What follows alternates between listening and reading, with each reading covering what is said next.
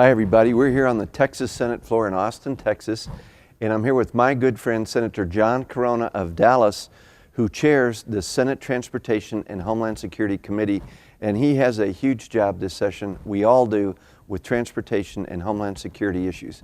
John, welcome to the show. Thank you, Elliot. I'm glad to be with you. Let's talk about how you got into politics and ended up here in this great place, the Texas Senate. You know, I think it was the product of having worked in various campaigns since the time I was in college. And I finally reached at about age 30 a point where I said to my wife, I don't think I'm going to be involved in this again unless I'm a candidate. And frankly, that was my gentle way of saying I was finished with politics, at least in terms of public office. And lo and behold, an opportunity to serve in the Texas House opened up. And I pursued the race along with, it seemed like, half of the district at the time, and had the good fortune of winning and have been here since. That was in 1991. So how many years in the House and now how many in the Senate? 6 in the House, and then my current 14 in the Senate. So wow. Delighted. It's been quite an experience, and yet every session I learned something new, and every session, of course, is a bit different than the one before it. Well, you've chaired now the Senate Transportation Committee last session and this session, and are doing a stellar job. I just want to tell you that that is one of the hardest jobs we have ahead of us. You look at Texas, we're going to have what? 50 million people here by the year 2045, and funding the highway system, the mass transit system, the intermodal system, the air systems is a huge job, but never as much as it seems this session. Well, I think you're right. The committee, though, if you look at the makeup of the committee itself, it's exceptional. We really do have some of the very best and brightest of the senators that have been carefully selected and appointed to that committee. And it's important that that is the case, because we deal not only with transportation, as you know, but homeland security and even issues of illegal immigration. And so it has a wide charge, certainly controversial issues, expensive issues, and regrettably issues that to some extent have not been dealt with to the level they needed attention in years past. So we've really got the work laid out for us this session. You know, during the interim, you requested, I requested, others on the committee, asked TxDOT and others to take a snapshot. What did we need? What kind of resources did we need to build out the highway system? Let's take say a 25-year look, and then what kind of resources do we have today? And two major reports came out, one from the department itself. They got Cambridge to look at it, which is an independent entity, and then the governor had a commission move around the state and collected some of the same information. What did those reports tell you? Well, in simple words, they said we're woefully behind. I mean, clearly, we are some 25 years behind where we need to be in terms of transportation planning, and more significantly, we are billions and billions of dollars behind. Depending upon what report you believe, we're anywhere from $100 billion to $300 billion behind in meeting these needs. And that is an enormous amount of money when you're talking about state government in this country, and it really sets out the challenge that we face, and it's a big one. When you look at urban areas like Dallas, and I got to tell you, I think Dallas is now being defined as the highest quality of life living area in the state because of decisions that were made 25 years ago in mass transit and multimodal and the fine airport you have there at DFW. And as you look out over the state, what do you see unfolding in mass transit, and what can we expect this session? Well, there are great mass transit opportunities, but you know, our biggest thing we look at right now is just simply congestion. Congestion in this state affects our quality of life, it affects air quality, it affects economic development, whether or not businesses choose to relocate into our state because of our transportation system or the lack thereof. So when we look at what our needs are, you know, it can't be the traditional view of simply pouring more concrete, building more roads. We have to look at rail, we have to look at the connectivity of our various types of modes of transportation. It's a huge and complex picture. At the end of the day, it all costs money. And that's really the focus in large part of this legislative session is setting the priorities and then finding the money necessary to advance this long overdue plan. Let's talk first about mass transit, and then we'll get to the highway system and what the choices are for Texans in terms of funding this stuff. On mass transit, you've worked for a long time now on the North Dallas approach that I think is going to come out in a series of menu options for different communities to pick from. Can you frame that for us? How do you propose to approach that this year, not only for the DFW area, but Houston, El Paso, San Antonio, and other areas that want to get ultimately into an effectively funded mass transit system? I'd be pleased to address it. You know, regrettably, the one thing we've not been successful at here in Austin, at least, is finding the political will, and in layman's words, the votes necessary to raise the proper amount of revenue to address transportation in both our urban and our rural areas. So one of the initiatives we're working on this session, it's been named Rail North Texas, but we hope ultimately that it will be adopted statewide between now and the time the legislative session comes to a close, that would allow our urban areas of the state to be able to set their own destiny, if you would, and raise their own funds on a county-by-county basis, subject to a prior vote of the people. Transportation officials and our county commissioners would be able to pick from a menu of services, and that menu would consist of various means of funding additional transportation in those regions.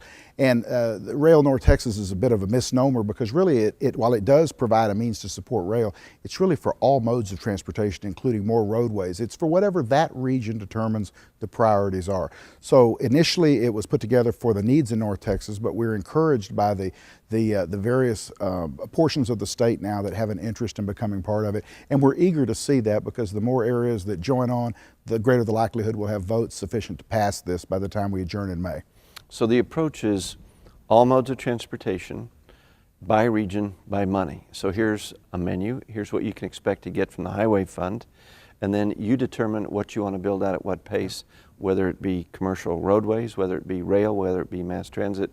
Here's what you got to work with, here's what you chose to work with, and here's what your destiny is because you voted for it. In short order, what we're saying is if we can't get it done at the state level, then we'll take it back to the communities and let local voters determine just how important transportation really is for their quality of life and for their economic development. Now, that's just part of our transportation agenda, though. In addition to that, we hope to put an end to the practice of diversion, and that is taking those funds intended for transportation purposes that are currently being used in Austin for other purposes. I think before you go back to the public and say, we need more money, you have to first correct the bad practices that have occurred in Austin. To date, we have diverted for other purposes here in Austin about $18 billion. That's over the last 25 years. So if we fix that, then this initiative that we're speaking of will take care of our urban needs. So the remaining need is, of course, the rural needs, because there are roads that have to be built in rural Texas today, and our transportation funds are so depleted that we really have enough money for maintenance only. And that's where the concept of indexing comes in. It's my hope that by the end of this session we're able to pass a bill that would allow indexing so that the motor fuels tax as it currently stands, which by the way hasn't been raised since 1991, is able to at least keep pace with inflation going forward. Now, there are all sorts of safeguards that are being put into the bill so that we're protected against runaway inflation and other reasonable concerns of taxpayers. But indexing will allow us to take care of those new road needs in rural Texas, while the urban initiative that we spoke of a moment ago would enable us to provide the roadways in our bigger cities and most congested areas. Let's run through the menu options for revenue on the urban areas and what would be put to a voter. What would be the kinds of things that went into that package of revenue options? Well, the most significant item in terms of raising revenue would be a local increase in the motor fuels tax on a county basis up to 10 cents per gallon. And of course, that would be determined by the county commissioners and then put before local voters. They might choose to raise by 2 cents, they might choose 5, they might choose 10. That alone raises the most significant amount of money, but there are other provisions as well. For example, increasing the vehicle registration fee. Currently, the vehicle registration fee in most parts of the state runs about $60, and that money is shared both locally and with the state.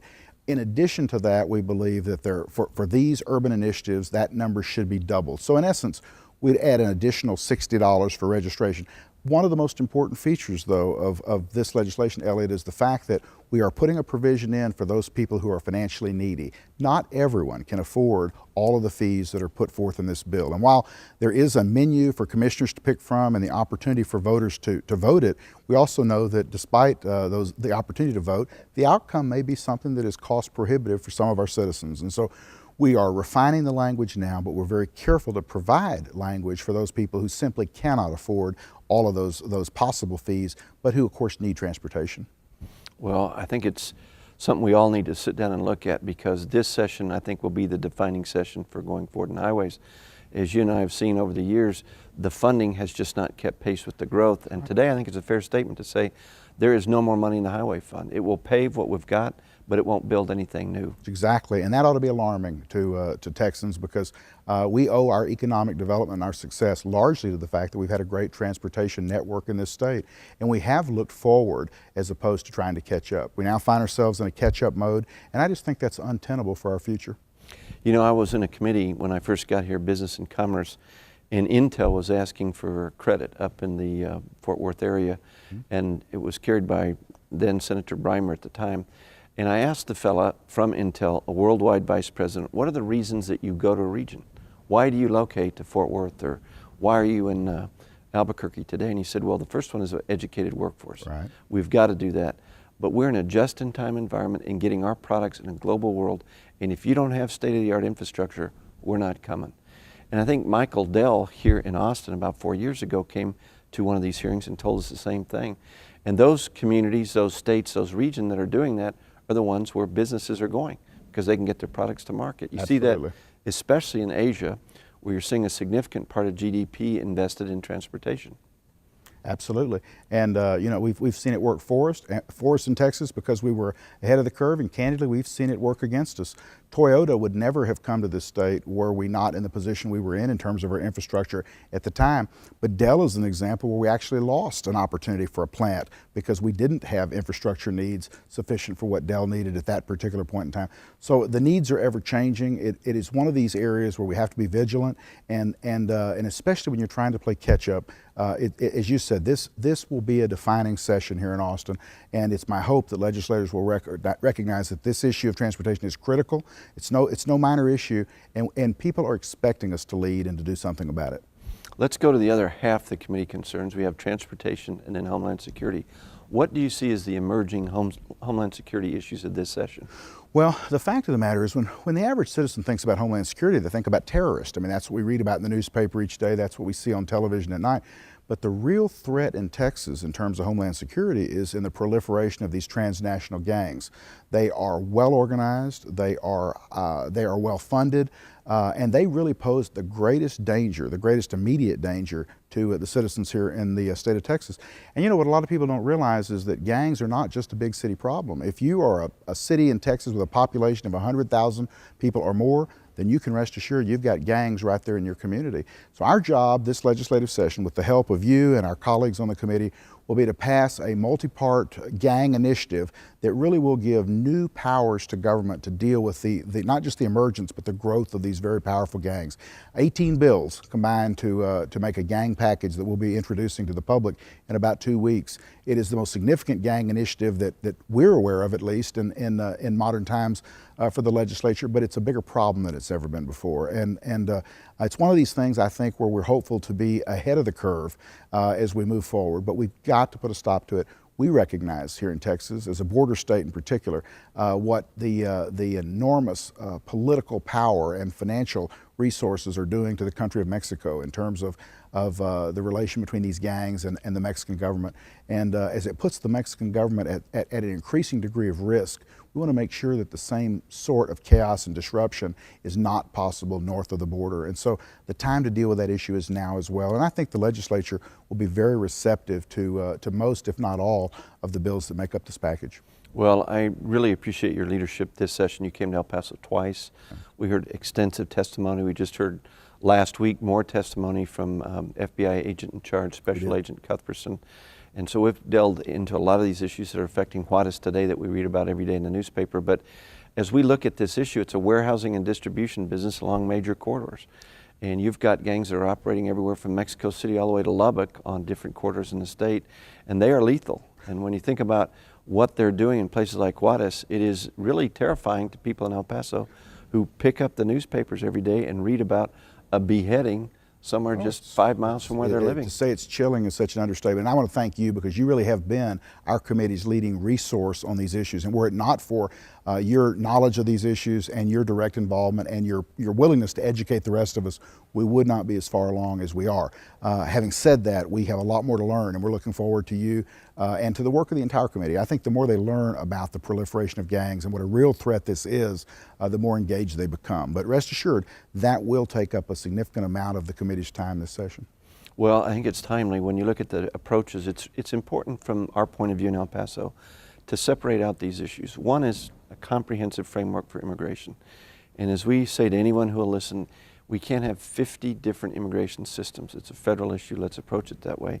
The second has been the proliferation of these international lethal gangs. And the biggest example now is in Juarez, and it's getting international news. And frankly, the third one that has not gotten nearly enough attention is how do we foster faster, safer, smarter international transportation? How do we foster at the border especially the crossing of people and product who present no risk at all? They are now in lines of 8 and 9 hours at border crossings and can't get across. And so one of the things that we're asking the Obama administration to do is to make these ports much more efficient through the use of technology. Well, and I'm optimistic that President Obama will look at that issue and see the need. I mean, for reasons that neither you nor I can explain, it just didn't get the attention of the Bush administration that I think it deserved, and it sends the wrong signal to our trading partners when people are stacked up for miles and miles unable to make it through these borders. And the sad part, as you pointed out, is the technology exists to take care of this problem. This is not a problem we don't have a solution for. And so it makes sense, it's good business, and I'm hopeful that in cooperation with the federal government and to the extent that the state government can help, we'll be able to see this advance considerably. And I'm very optimistic again with the new administration that the right prioritization will be put on this. Let's talk about a subject that you had us here last committee hearing, and that's speedy light rail, fast rail in the state of Texas. It was a concept maybe 25 years ago here when Dallas and Houston and San Antonio were proposing to connect each other. We had a big hearing last week about that. What do you see in the future of rail in Texas? I'm actually very encouraged. You know, it's back again, it's true, but I think this time there are the resources available to see this project to fruition. Texas is an ideal state for high-speed rail. When we speak of high-speed rail, as you know, we're talking about rail travel at 200 miles per hour or more. In fact, there are systems today that can go as much as 300 miles per hour. That type of high-speed rail takes an area of terrain that is largely constant. The rail itself is elevated, but the less interference you have by mountainous terrain and whatnot, the more successful you're going to be in any state where you would introduce this, and the less costly it will become. We have the opportunity now to do it in Texas, so we're going to place this session in statute some changes in law that will allow communities that take advantage of this technology and welcome high-speed rail to recapture some of that local tax revenue to help support the project, while at the same time build out the network largely with private dollars. Unlike the airlines, for example, that require such a high degree of federal money at various points in the process to be able to open and operate an airport, we really are able to take advantage of a capital market, although it is not at its best and healthiest at the moment, but I think it will be by the time ultimately we're able to pass this legislation and we're able to put the plans in the works for high-speed rail. So what we're doing right now is the preparatory work for what I think over the next decade or less could well be the beginning of high-speed rail in Texas. It is going to be a reality. We're one of the best places in the nation to introduce it, and it makes perfectly good sense, as well as further Homeland Security initiative, to have as many modes of effective yet cost-efficient travel as possible. We're fortunate in Texas to be the home of Southwest Airlines and low-cost travel, but we also believe that same low-cost travel can come to us by high-speed rail, giving citizens an opportunity to have options. And interestingly, American Airlines, is one example, is actually endorsing the concept. Wow. So we're very pleased. This rail initiative would typically dead end into the large airports in our urban areas, the DFW Airport, Houston Intercontinental Airport, and other similar points in the state. So that's a bit of a change in approach as well. In the past, they've typically gone to the city centers in terms of planning. Now we're going to go from one airport to the next, hence the greater support, I think, from the airlines. Well, let's go to a subject that our viewers probably have no idea about, and that is you as a cook. One of the most famous cooks in the Texas Senate. Well, you know, what to say, it's not bragging if it's true. You can look at my waistline and know that I like to eat, but I also like to cook. I'm Italian. I take a great deal of pride in cooking, and while my wife is always quick to remind me that I'm not nearly as good a chef as I believe I am, let's face it, all the great chefs of the world today, for the most part, are men. So you're looking perhaps not at one of the greats, but one of the moderates anyway. Well, I want to thank you for coming today on the Senate floor, for educating us about one of the most important topics that affects El Paso, transportation and Homeland Security, And I want to personally thank you as a friend of mine for all the work that you've done in coming out to El Paso and helping us to achieve some of the dreams that we've had out there. So John, thank you so much. Thank you, Elliot. I love El Paso, and I'm eager to come anytime that you all will have me. Thank you very much. It's a pleasure to be with you today. Well, thank you for being here. Thank you, sir. Until next time, this has been Austin in Focus, and we'll see you next time here on the Senate floor.